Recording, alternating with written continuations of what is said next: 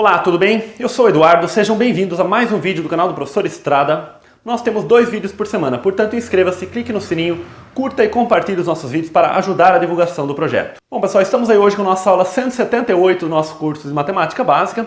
Estamos trabalhando no momento com análise combinatória e hoje nós vamos estudar os coeficientes binomiais e, por consequência, o chamado triângulo de Pascal. Bom, esse assunto ele vai ser importante, na verdade, para a nossa próxima aula, que nós vamos trabalhar com o chamado binômio de Newton. Mas os próprios coeficientes binomiais também eles têm propriedades e relações muito interessantes que vale a pena nós trabalharmos uma única aula com este assunto aqui. Na verdade, o termo coeficiente binomial é, na verdade, apenas um nome diferente para um objeto que nós já vimos, tá ok? Uma contagem que nós já vimos. Bom, até o momento nós tínhamos trabalhado com esse símbolo aqui, que é a combinação de n elementos tomados PAP. Ora, nós estudamos isso aqui e nós vimos que esta quantidade aqui, que na verdade é n fatorial sobre p fatorial vezes n menos p fatorial, essa quantidade ela conta o número de maneiras de, dado um conjunto de n objetos distintos, nós selecionarmos p objetos distintos e essas seleções de maneira não ordenada, ou seja, só importam quais os elementos que vão ser selecionados. Simplesmente isto é o que conta a combinação de n elementos tomados PAP. Portanto, aqui nós estamos, na verdade, apenas dando outra notação para esse símbolo aqui. Apenas um símbolo diferente para a mesma contagem. Então, nós também podemos ler esse símbolo aqui como combinação de n elementos tomados PAP. E a formulinha nós já vimos em aulas anteriores, é n fatorial sobre p fatorial vezes n menos p fatorial. Nesta aula de coeficientes binomiais, nós não vamos trabalhar com o símbolo desta forma, nós vamos trabalhar desta forma. Portanto, importante entendermos que é a mesma coisa e utilizando o símbolo dessa forma que é mais tradicional quando nós trabalhamos com o chamado binômio de Newton, né, que nós vamos ver na aula que vem. Por isso, nós temos chamados termos coeficientes binomiais. E nós vamos mostrar algumas propriedades desse símbolo nesta aula de hoje aqui, tá ok? Nós vamos começar com 3 fatos bastante interessantes, 2 dos quais nós até já discutimos em aulas anteriores. Combinação de n elementos tomados 0 a 0, nós vimos que isso aqui é igual a 1, né? E de fato, se nós aplicarmos a fórmula da combinação de n elementos tomados 0 a 0, n fatorial sobre 0 fatorial vezes n menos 0 fatorial, vai dar 1 de fato, mas é até mais fácil nós enxergarmos que é 1 porque de um conjunto com n elementos, nós selecionarmos 0 elementos, só temos uma maneira de fazer isso, que é justamente não selecionando nenhum elemento. E também de um conjunto com n elementos, selecionar n elementos, também só temos uma maneira que é justamente selecionando todos aqueles n elementos. Também, se nós utilizarmos a fórmula do binômio, que é n fatorial sobre n fatorial vezes n menos n, que vai ser 0 fatorial, também nós vamos chegar neste 1 aqui, algebricamente, que nós chamamos. Bom, primeiro, isso aqui é válido para qualquer n, natural na verdade, tá ok? N maior ou igual a 0. Algo interessante, né? Que eu até comentei já nesses 2 casos aqui, é que muitas vezes nós podemos chegar ao resultado de uma fórmula desse tipo, né, de uma expressão desse tipo, de maneira algébrica, que nós falamos, usando a expressão de combinação de NPAP, que é n fatorial sobre p fatorial vezes n menos p fatorial, isto de forma algébrica. Ou muitas vezes nós conseguimos, e na maioria das vezes nós conseguimos trabalhar essas expressões de maneira combinatória, ou seja, por argumentos combinatórios, que seria o seguinte, pensando no significado desses símbolos aqui. Então aqui, combinação de n0 a 0 e combinação de n a n, nós chegamos à conclusão que é igual a 1, pensando no que significam esses números, né? Quer dizer, de um conjunto com n elementos, selecionar 0 só tem uma maneira de fazer. E selecionar n só tem uma maneira de fazer também. Aqui, combinação de n elementos tomados PAP, eu vou afirmar para vocês primeiro que isso aqui, na verdade, é a combinação de n menos p, tá ok? Bom, aqui tem uma observação que é a seguinte, né? Este p, obviamente, ele deve ser menor ou igual a n. Inclusive para não aparecer um valor negativo aqui também, né? Porque caso esse p seja maior do que n, a princípio NPAP já vai ser igual a 0, tá? Isso é um fato também que nós podemos comentar aí, né? Que NPAP é igual a 0 se o p for maior do que n, né? É claro, porque de um conjunto com n objetos distintos, como é que nós podemos selecionar p objetos, quer dizer, selecionar um número maior de objetos do que os que nós temos à disposição ali? Não é possível, né? Então, nós temos zero maneira de fazer isso. Bom, então por isso nós temos que assumir esse fato aqui. Bom, combinação de n, p a p, por que isso aqui é igual à combinação de n menos p a n menos p? Veja, primeiro eu vou trabalhar isso aqui de maneira algébrica. Bom, algebricamente, como é que nós podemos pensar, né? Combinação de n, p a p, isso aqui é n fatorial dividido por p fatorial vezes n menos p fatorial, tá? Essa é a fórmula da combinação. E combinação de n menos p a n menos p, isso aqui vai ser n fatorial dividido por n menos p fatorial. Observe que no lugar de p agora nós temos n menos p. Vezes a diferença n menos p, veja, vai dar n menos n, que é zero, e menos com menos vai dar p, né? Então quer dizer, n menos p, vou fazer aqui num cantinho, n menos p, isso aqui vai dar n menos n mais p. O n cancelado, isso aqui resulta p. Portanto, aqui nós temos p fatorial. Ou seja, combinação de n, p a p igual a combinação de n menos p. Não é? Porque nós chegamos à mesma expressão algébrica. Isso aqui é uma demonstração algébrica desse fato. Mas, como eu comentei com vocês, é interessante nós pensarmos uma demonstração combinatória, né? Como é que nós podemos argumentar esse fato de maneira combinatória? Muito simples.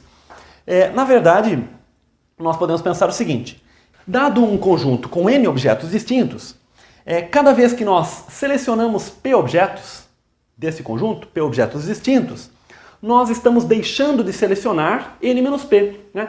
Cada p objetos que nós selecionamos, nós deixamos de selecionar n menos p. Ora, então é evidente que isso aqui tem que ser igual. Por quê?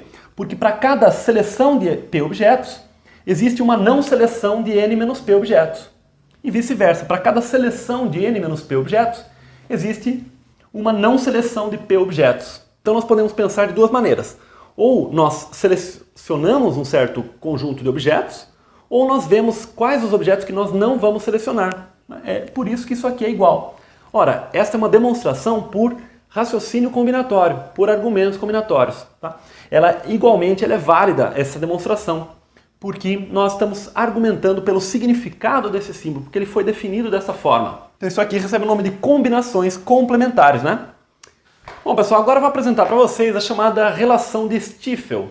Stiefel, pessoal, foi na verdade um matemático alemão, né? Chamado, na verdade, Michael Stiefel, que viveu aí em meados do século XVI, e a quem se acredita uma certa contribuição aí na invenção dos logaritmos também, né, que nós já estudamos neste canal, e também teve estudos aí na parte dos coeficientes binomiais, chamados coeficientes binomiais. Na verdade, ele pode ser visto aí como tendo um numerador e um denominador, né, embora esta nomenclatura acabe sendo um pouco confusa, acaba confundindo com fração, e de fato, nos coeficientes binomiais nós temos os parênteses, mas não temos o traço da fração no caso, né? Mas enfim, o fato é que ele concluiu aí que dois coeficientes binomiais, quando nós somamos com o mesmo numerador e os denominadores consecutivos, o resultado disso aí vai ser o coeficiente binomial de numerador uma unidade a mais e o mesmo denominador aqui do segundo, né? Enfim, combinação de n elementos tomados p a p igual mais combinação de n p mais 1 a p mais 1 é igual a combinação n mais 1 p mais 1 p mais 1. Bom, estou adotando aqui como condição para esta relação ser satisfeita, pessoal, que até para a questão de existência desta relação, que p seja menor ou igual a n. Bom, o caso p igual a n, pessoal, ele na verdade ele é bastante simples, né? Porque quando p for igual a n, este coeficiente aqui vai dar 1, né? Quando p é igual a n. Quando p é igual a n, o denominador aqui vai ser maior do que o numerador, portanto isso aqui vai dar 0, né? Quer dizer, o número de maneiras de selecionar mais objetos que nós temos à disposição é 0. Então quer dizer, nós vamos ter 1 mais 0, e esse lado aqui nós vamos ter n mais 1, e n mais 1 aqui embaixo também, porque p é igual a n. Isso aqui é igual a 1, então aqui dá 1 e aqui dá 1 também. Então o caso p igual a n é bastante trivial, vai resultar 1 igual a 1 aí. Isso desde que nós definamos aí que quando o nosso denominador, né, ele é maior do que o numerador, o valor do coeficiente binomial é igual a 0. Bom, para efeito de nós trabalharmos aqui com a formulação desse problema, vamos admitir que o P, na verdade, é menor do que N. Porque no caso P igual a N, nós acabamos de ver que resulta trivialmente verdadeira essa fórmula aqui. Nós podemos também trabalhar de duas formas esta relação aqui. Nós podemos trabalhar algebricamente e também por argumentos combinatórios. Bom, vamos primeiro trabalhar de maneira algébrica isto aqui. Bom, desse lado aqui nós temos n fatorial dividido por p fatorial vezes n menos p fatorial. E esse coeficiente aqui vai ser n fatorial dividido por p mais 1 fatorial vezes n menos p menos 1 fatorial. Nós queremos chegar exatamente em n mais 1, p mais 1, nesse coeficiente binomial aqui. Então vamos continuar trabalhando esse coeficiente aqui. Dentre essas duas frações, agora sim nós temos de fato frações, aqui em cima aparece n fatorial e aqui também. Aqui aparece p fatorial e aqui p mais 1 fatorial. Então nós vamos fazer esse p mais 1 fatorial chegar em p fatorial, escrevendo p mais 1 vezes p fatorial. E aqui o n menos p menos 1 fatorial, vamos fazer ele aparecer aqui, escrevendo n menos p vezes n menos p menos 1 fatorial, nesse trecho aqui. Então nós vamos ter o seguinte aqui. Nós vamos ter n fatorial, né? E aqui nós vamos escrever p fatorial, né?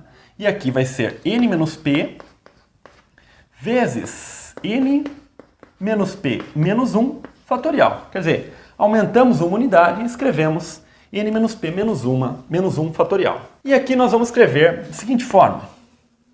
Nós vamos escrever n fatorial e aqui nós vamos escrever p mais 1 vezes p fatorial e aqui n menos p menos 1 fatorial.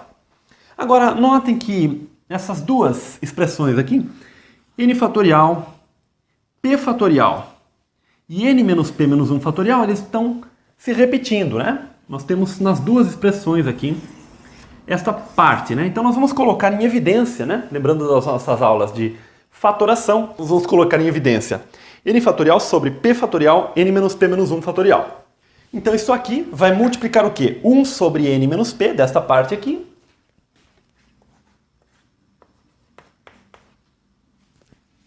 mais desta parte aqui, 1 sobre p mais 1, desta parte aqui.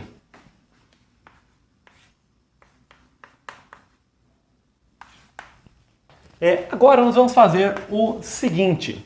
Nós vamos tirar o MMC, na verdade nós vamos multiplicar os denominadores aqui, para nós podermos somar essas duas frações aqui, né?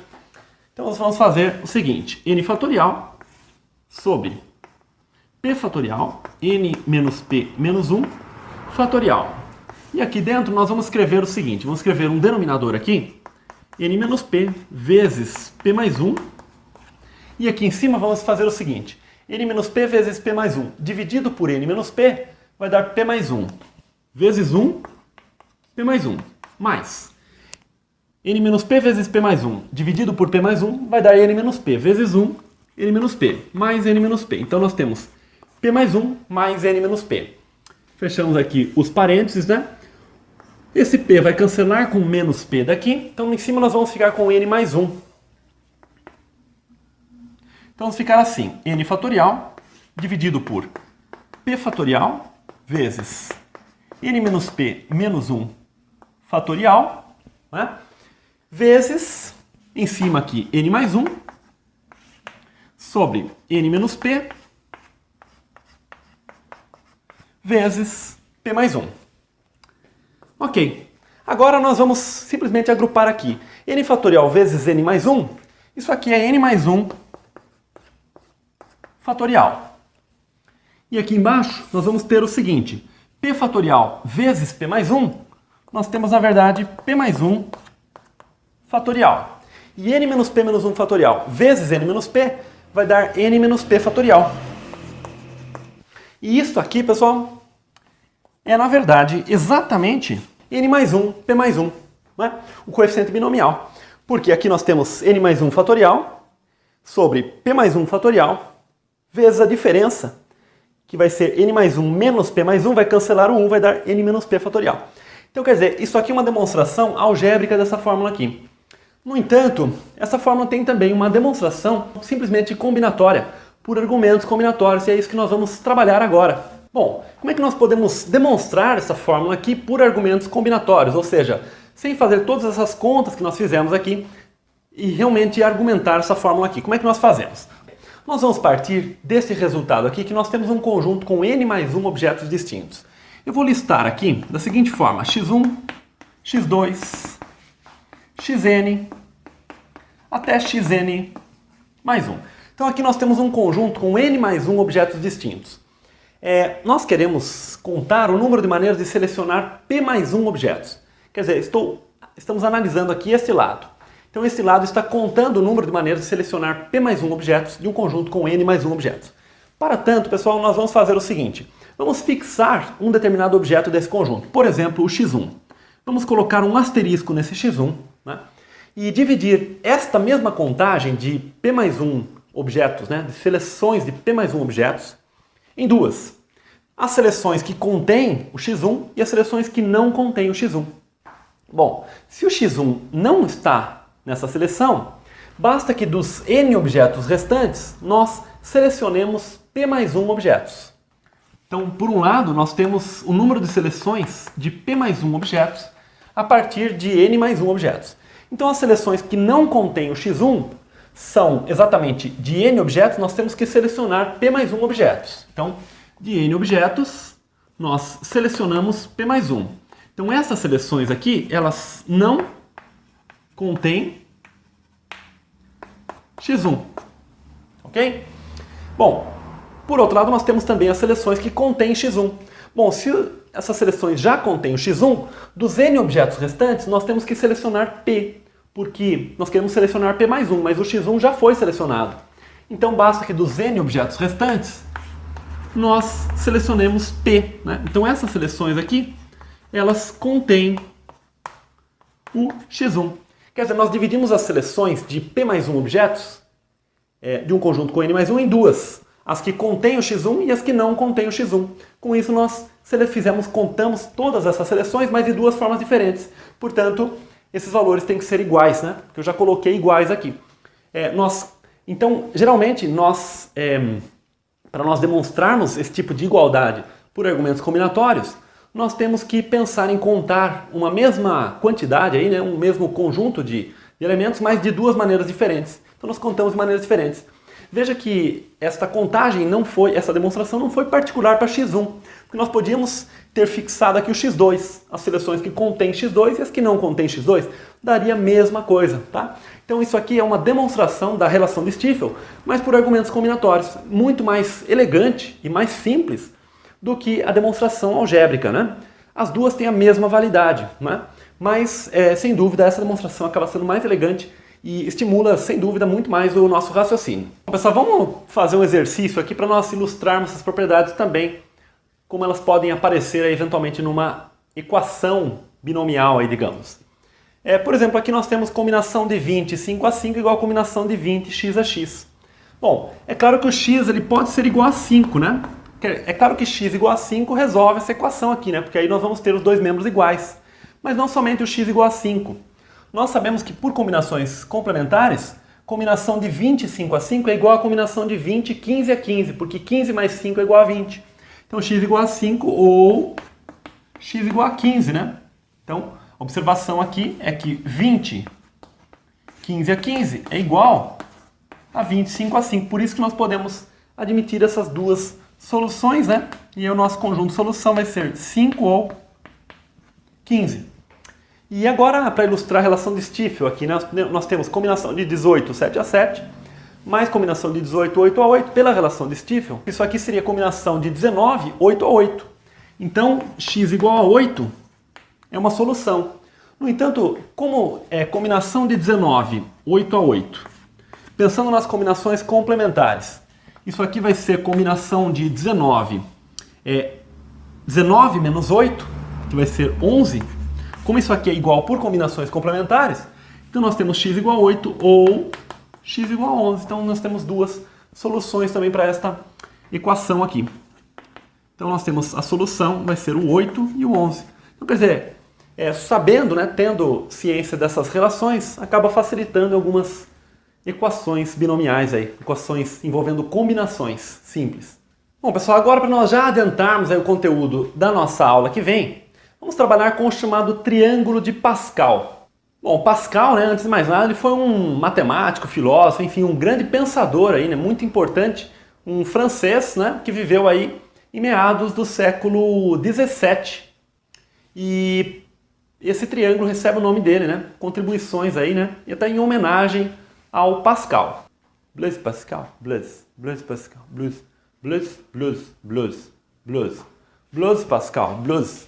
Então realmente um dos maiores expoentes aí, né, um dos mais importantes pensadores aí de todos os tempos, né? Pascal teve grandes contribuições em muitas áreas do conhecimento. Enfim, a ideia desse triângulo é o seguinte: nós temos linhas e colunas, tá? Então nós começamos na linha 0, linha 1, linha 2, até a linha 5, né? Isso aqui vai continuar, vou representar apenas uma parte.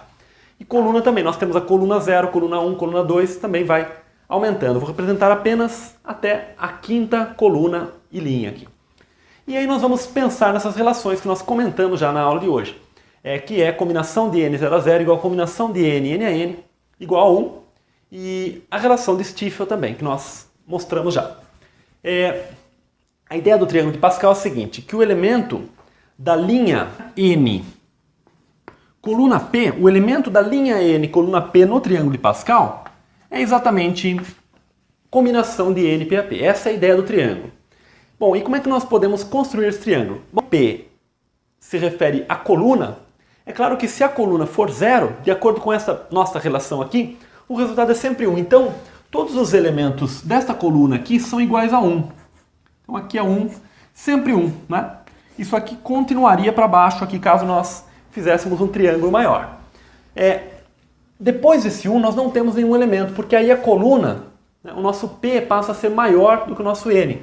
Poderíamos até preencher com 0 esses elementos aqui, porque aí quando o P é maior do que o N, né? Mas nós geralmente não preenchemos isso com 0, nós deixamos em aberto esses elementos, deixamos sem preenchimento, para de fato aparecer um triângulo. Então aqui terminou a linha 0, coluna 0 é o único elemento que nós temos.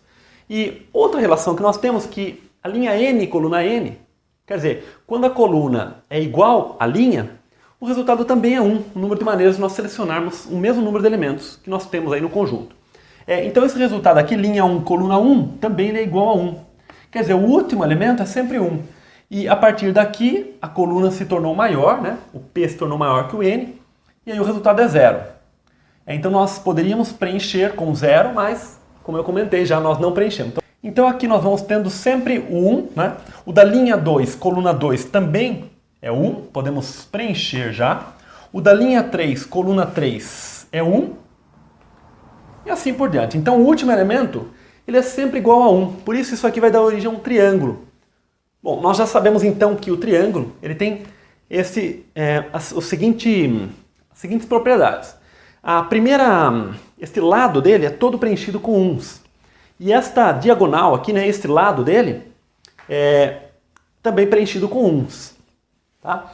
E o miolo, né, como é que nós preenchemos o miolo desse triângulo? Da seguinte forma, nós observamos a relação de Stiefel. Ora, mas como é que a relação de Stiefel pode nos ajudar aí na construção do triângulo de Pascal?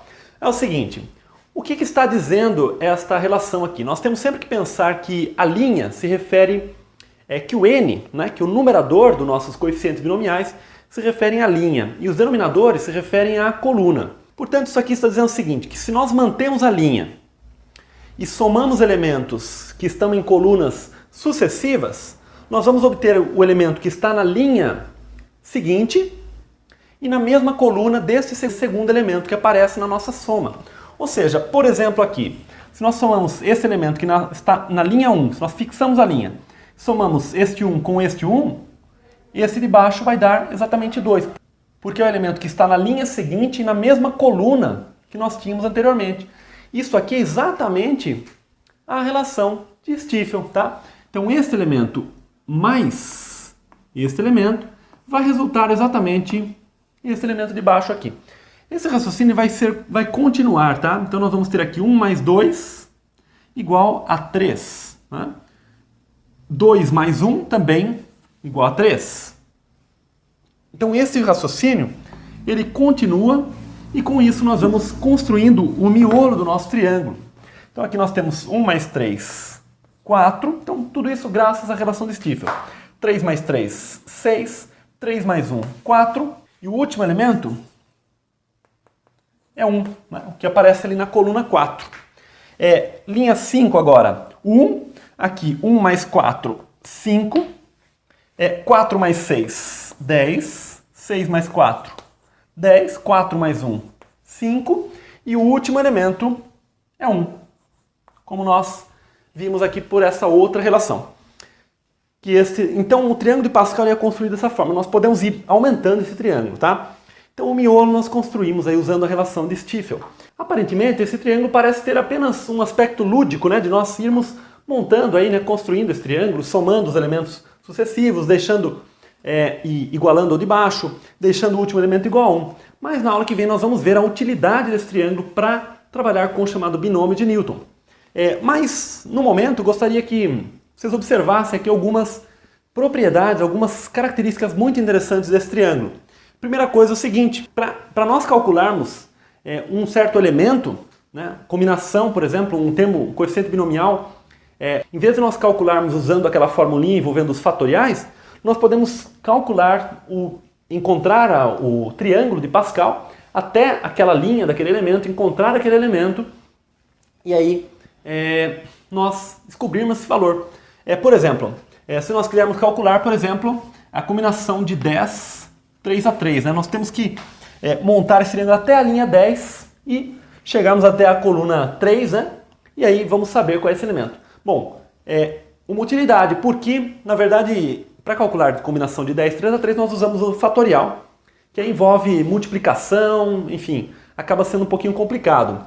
E desta forma, com o triângulo, a relação de Stiefel acaba sempre usando somas. Então, de certa forma, nós conseguimos calcular a combinação de 10, 3 a 3 apenas somando valores, né? Então, de uma certa forma, nós substituímos multiplicações por somas, né? Parecido com...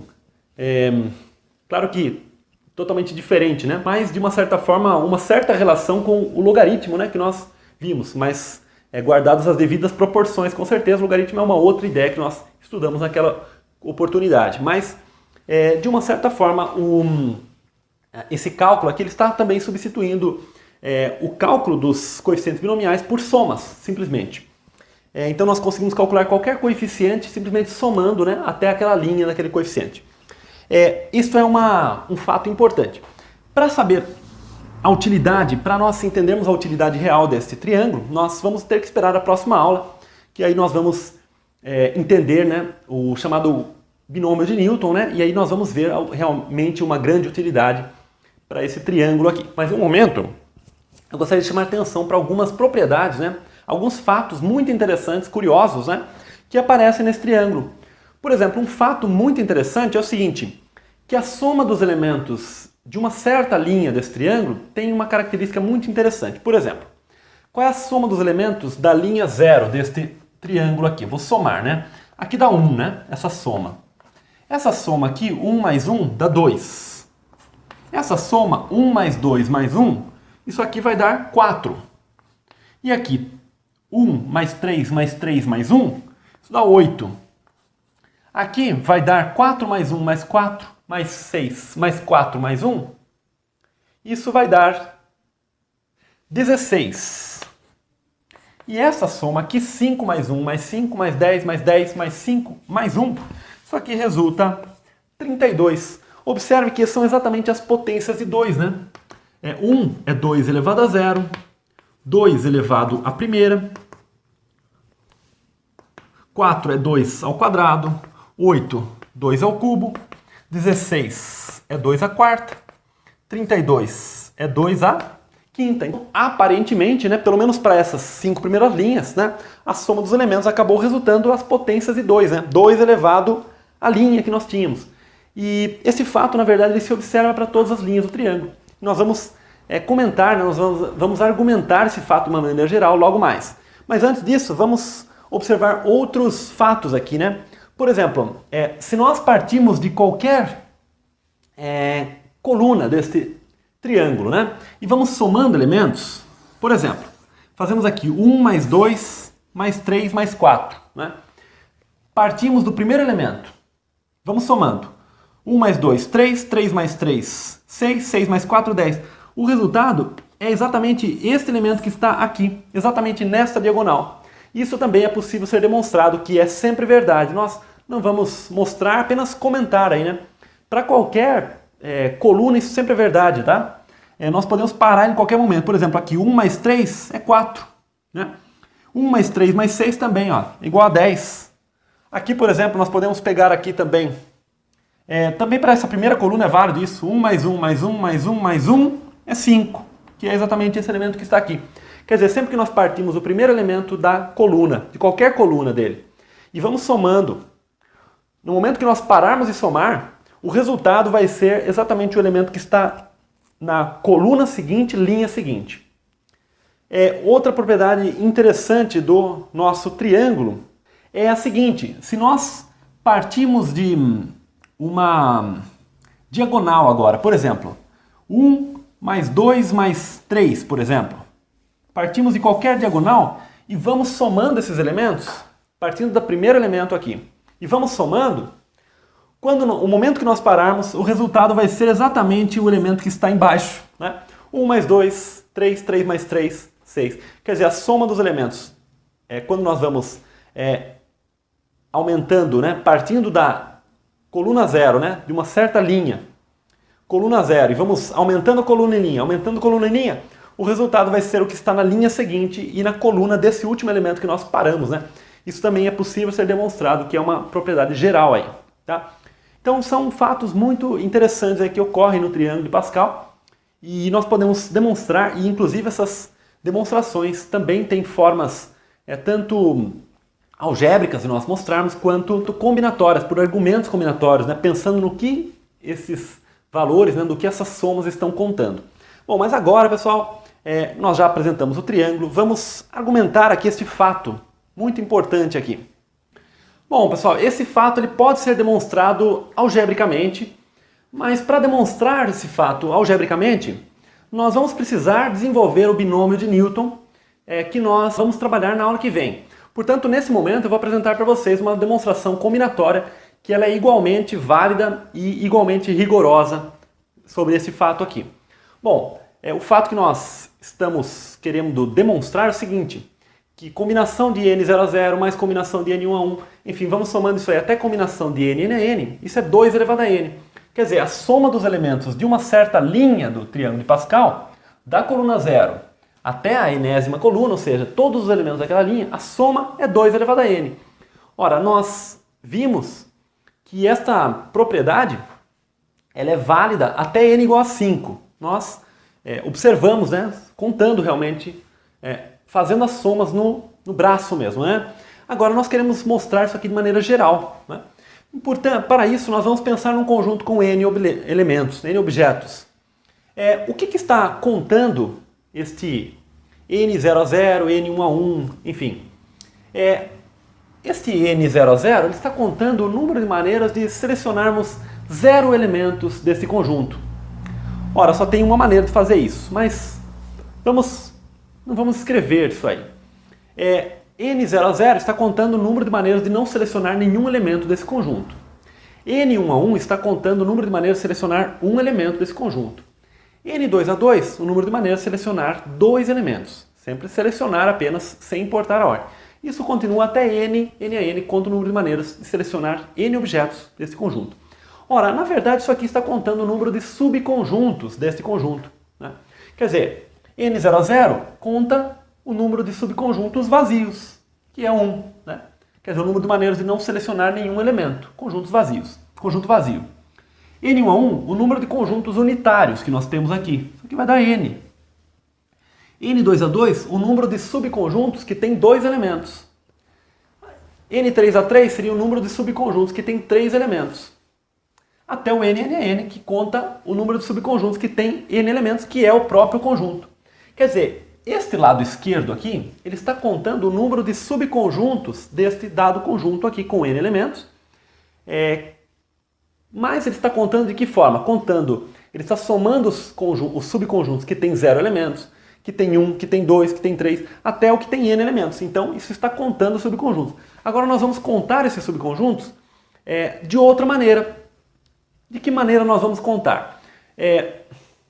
Nós já fizemos esse raciocínio quando nós trabalhamos com teoria de conjuntos. Nós vimos que o total de subconjuntos de um dado conjunto é 2 elevado a n. Na nossa playlist de teoria de conjuntos, que nós trabalhamos no número de elementos do conjunto partes, né? Partes de um dado conjunto, que é exatamente o número de subconjuntos. Mas para nós argumentarmos novamente aqui, vamos escrever esse conjunto da seguinte forma. Vamos colocar em aberto x1, x2, x3. Isso vai continuando até o nosso xn. Para nós formarmos um subconjunto qualquer de um dado conjunto com n elementos, basta que nós escolhamos o seguinte. Aqui seria o x1. Nós vamos determinar o seguinte, se o x1 está ou não está no nosso subconjunto. Então nós temos duas opções, ou ele está ou ele não está. O x2 também, ou ele está ou ele não está no nosso subconjunto. O x3, mesma coisa. Isso vai continuando pelo princípio multiplicativo.